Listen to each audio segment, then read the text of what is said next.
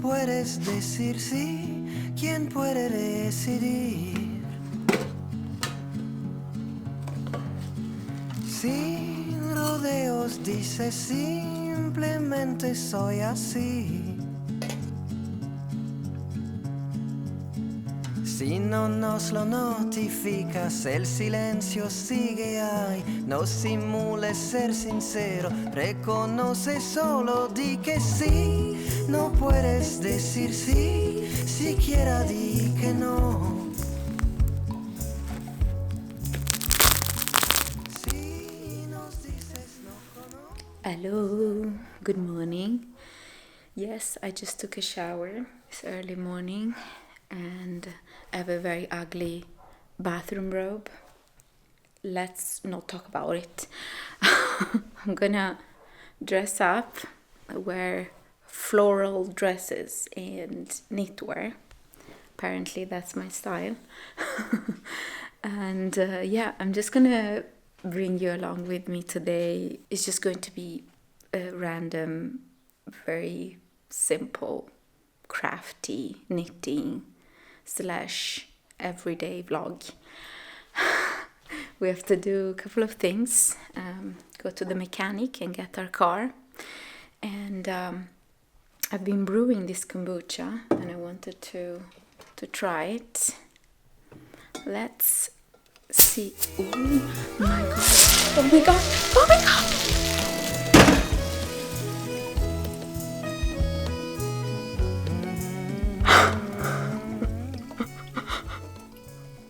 An avalanche.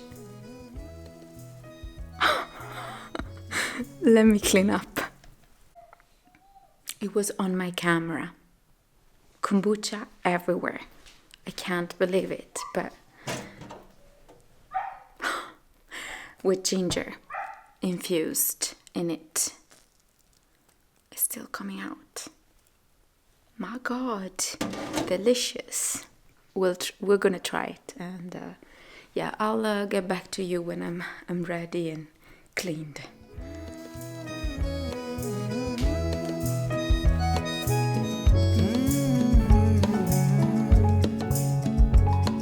Si no puedes decidir, si dices no o sí. Si divinamente di, siquiera si no sí. Okay, my fringe kind of needs a cut, and I was thinking to just cut it, but then I'm like, the warm weather will come, and I don't want to have a fringe because with the fringe and warm weather, I sweat so much, so I'll just let it grow. I still have kombucha on the lenses of my camera. I mean, just wanted to talk a little bit about this because I cast it on yesterday evening. No, the day before. I was really excited and I love it. It's coming out beautifully. I'm doing some increases for the shoulders and it's kind of like a raglan brioche pattern, and it's amazing because it's knitted with 4mm needles, so kind of like DK way yarn, and you just knit the bottom band, the double knitted bottom band and the raglan increases all at once, so you don't have to pick up stitches for the shoulders or for the arms, and then pick up stitches for the bottom bands and all of that. So I think it's an amazing pattern, like the way I'm kind of knitting it. But now I'm feeling maybe I should frog this. I mean, I love it, really love it. But originally I bought this yarn, which is a very simple yarn by Yarn Home, in this kind of like gray brownish color. And I bought this yarn for a project for Mike, like a sweater or a vest for Mike. But then I cast it on this on a whim the other day. So I'm feeling a little bit selfish. Maybe I should just frog it and make a vest. especially because he doesn't have many, he doesn't have vests, doesn't have many knitted. I mean, I knitted some sweaters for him, but I would like to make him like a warm layer that kind of warms up his core. And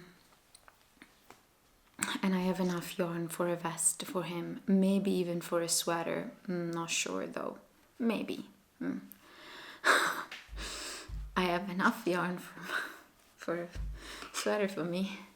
But I mean, I'm loving this, and I know that I will overwear it. Like, it's just amazing. Maybe I should just frock it. So let me know what you think. Do you deal with, guilt when it comes to knitting? Not that I want to feed this feeling of like guilt, if that's even the feeling, but I'm aware that I have like enough warm objects for me, and I would like to make something for him. And I think I have yarn for him for making a vest for him, like other yarns, so I could do that too.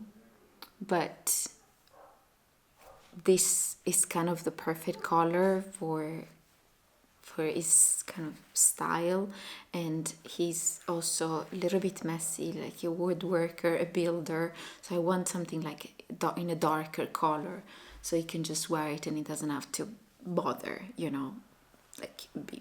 doesn't have to be careful. I would like to make him a hardware vest, maybe with a little bit of texture, maybe kind of like the Ingrid Sleepover by Petite Knit, but I don't really want to knit something by Petite Knit. Not that I have anything against, I just would like to find maybe another designer or something.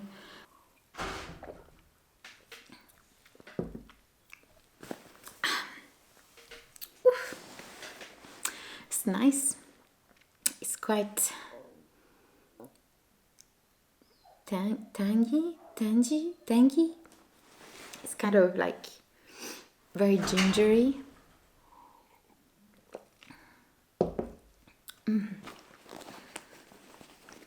Okay. In this beautiful The Knitting Swan bag, we Grow Wild code for 10% off if you want to purchase it. It's beautiful. I have this project that I've been working on. This is the Choose Your Own Garden sweater, talked about already in podcast episodes, and I finished the color work for the yoke, so I'm just going to soon divide for the sleeves, and then it will be mostly, I would say, stockinette in the main color. But yeah, this is how it looks, and it's so pretty, especially when I'll block it. It would be so beautiful. And I've been thinking to create a t-shirt length sleeves sweater, but I have enough yarn to make it full sleeves, so like long sleeves. So I think I'll probably make it long sleeves. Then I can wear it in the winter too. I can wear it in the winter even if it's a t-shirt, layered maybe. But yeah, I have enough yarn. I have like 4 more of these skeins, and I want it cropped, not too cropped, but like fairly cropped. Maybe I can knit it 3/4 length sleeves. That could be. But this yarn is truly amazing. It's a Llama Silk blend by Jarbo. It's a Swedish brand. I really like it. So yeah, these are the projects that I worked on the past 3 days, and then I worked on my ripple bralette, and I figured I need more, especially in maybe other yarns type. We'll see. I'm just going to get on with my day, and yeah, that's yeah, we'll catch up later.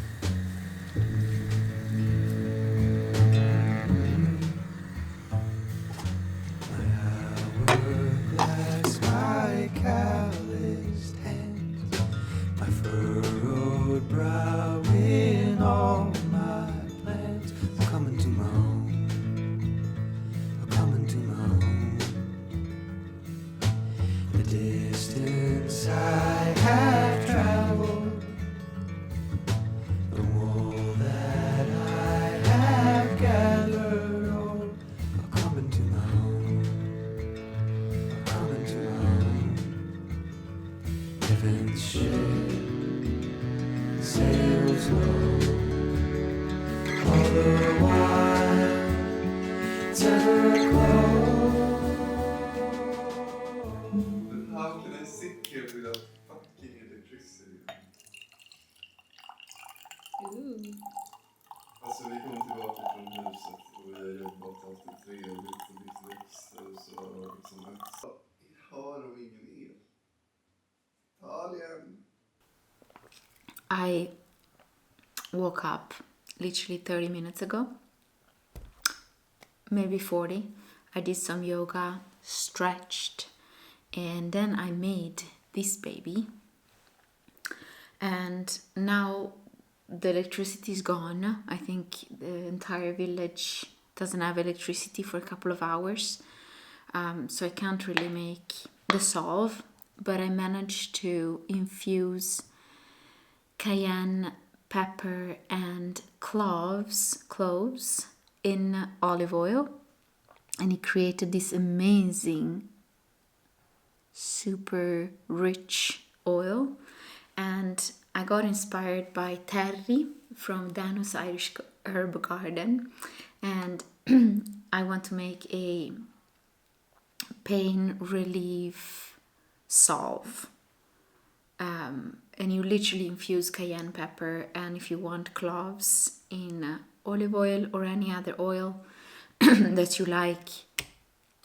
And you can do the cold infusion method, where you let all the ingredients infuse in the olive oil for 4 to 6 weeks, I think. But there is another method, which is the hot, quicker method, where you just place a jar full of oil and cayenne pepper in a pot with water, and you just boil the water, and so the water will basically steam and warm up the oil to kind of infuse and extract all the properties. But I'll leave you the recipe and the link of the video that I followed in the description box if you want to try. But I really want to have this done because my back and my entire body is aching because I've been working a lot on the land and building the house, and my body needs a good stretch, good yoga, and this. So I decided to make it, and then I'll add beeswax, melted beeswax, and then it will become a salve. Past few days we've been at the new house. We're soon gonna move there. And I brought this project with me, so I made some progress. It's a ripple top by Jessie Made Designs, and yeah, really like it. Just very simple in a linen and cotton yarn. So I brought that with me, and my hands, I'm not sure they're ready for knitting, but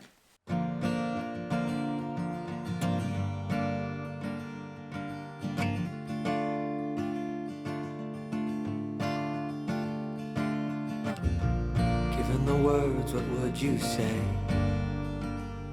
on this one line?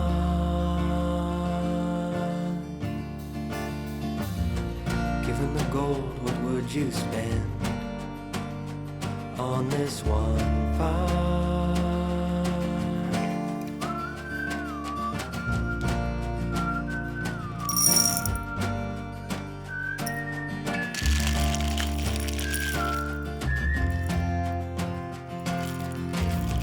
Before we sleep, what will we dream in the sunlight?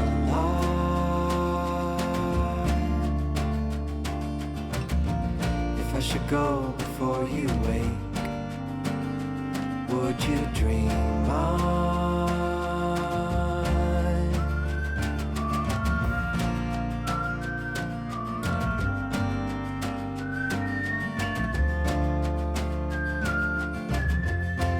You never know what you got till it goes. You never know what you got till it goes. So my darling, I can't stay on this main line.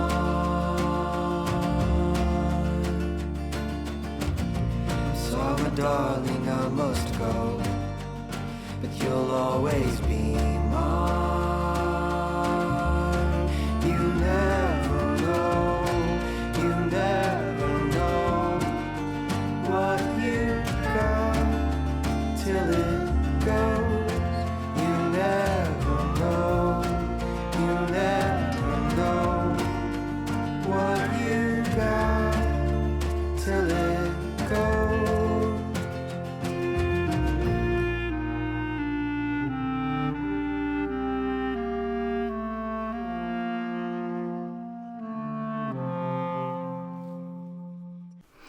Hello, we're back. It's afternoon.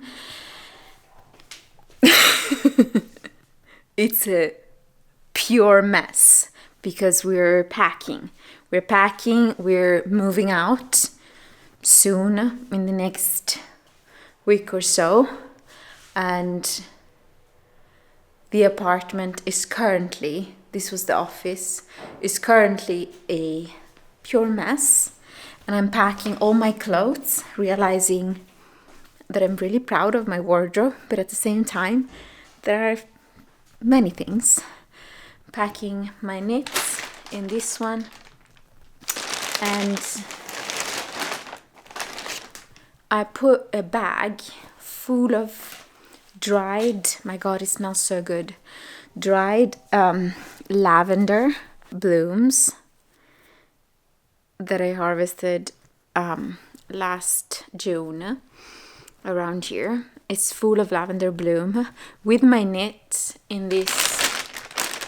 It's kind of all of my sweaters. I will have 2 or 3 sweaters here with me so I can change them, but the rest, other woolly knits and sweaters, I'll put them in here and bring them to the new house. And I'll have the lavender inside so no animals get close to that, to this one. But I'll seal it. But yeah, precautions is important. Yeah, so I'm dealing with my wardrobe. This is a really nice skirt, the Dahlia skirt that I knitted last year. But yeah, it's pure mess. I'll keep packing. Before we sleep, what will we dream in the sunlight?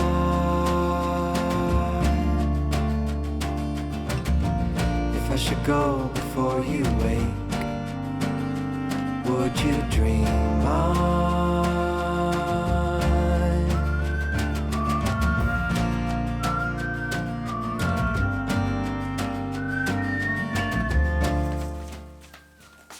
I'm also creating a little box here with clothes that I no longer use, that I'll bring to a charity shop or I'll gift to friends.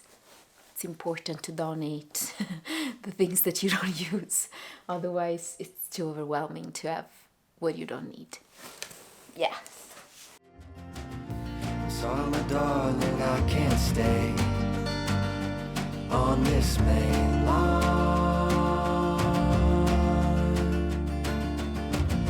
Sorry, my darling, I must go, but you'll always be mine. You never know. Good morning. So I just made some tea, and this is my favorite tea ever. Maybe I'm biased because it was gifted to me. Both of these two absolutely wonderful little things were gifted to me. This was made by my friend Gabriella, and it's my favorite scrunchie ever. It's a silk scrunchie, and it's hand dyed with plants and flowers. And look at this. I mean, it looks like a flower. It looks like every time I wear it, I receive so many compliments, and Mika told me that I look like I adorned my hair in a bouquet of flowers because of this. Gabriella, I love you. You're amazing. Thank you so much. And she gifted me also this tea, and I'm trying not to drink it because I want to really use just a tiny bit at a time, but it's so delicious. It's like a blend of different herbs. It's like chamomile. I don't remember chamomile. Maybe lemongrass. There is some licorice also. I don't really remember. This morning when I woke up, I was just like browsing on my phone on the Vinted app, which is kind of like a secondhand platform where you can buy and sell your clothes. I think it's only in Europe, if I'm not mistaken, that you can check. Then it's really nice. You can just sell and buy secondhand clothes, right? And most of my clothes are bought secondhand, the ones that I'm not knitting. And I found at some point, like I was scrolling, and there was this cardigan that was exactly like this one that I'm wearing, the Agnete cardigan, which I love. And it was in this beautiful like sage green, a little bit like, yeah, a bit more cooler than this green. And it looked absolutely gorgeous, and it cost like €3, €3, 2.5, something like that. And I know that I would wear that garment every day because this is my most worn garment. This winter I've worn this garment every day, so I love the way it looks and it fits on me. But still, I didn't want to buy it because I was like, I can make that. But I'm like, that would take me not only the price of the yarn, but also hours upon hours of work. But still, I was just like, no. And it's so interesting when you're a maker, your brain is wired in a different way when it comes to things that you actually can make. It just, there is another type of energy around the garments that you can make for yourself, even, compared to the ones that you can buy, even if they are secondhand.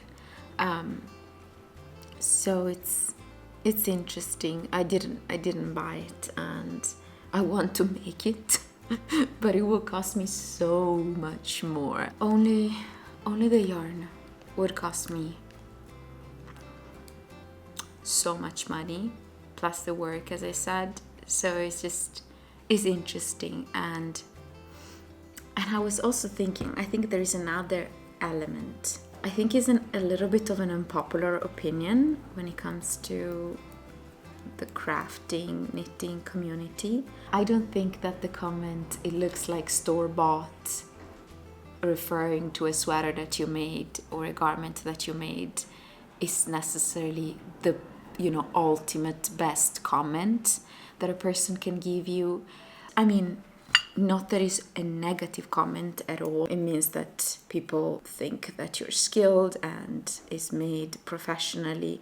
But for me, knitting something for myself, I almost don't want my garments to look store-bought. I want them to look unique and to have that little twist of imperfections and kind of like a different feeling to it. The sweaters and the outfits that I appreciate the most on people and on myself are just full of, like, they're so unique.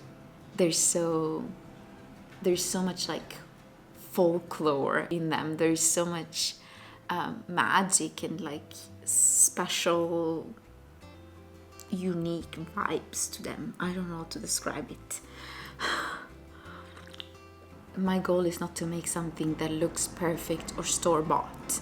I want to be a very skilled knitter that can create absolutely, beautiful and perfect garments as well, especially if I'm knitting them for others.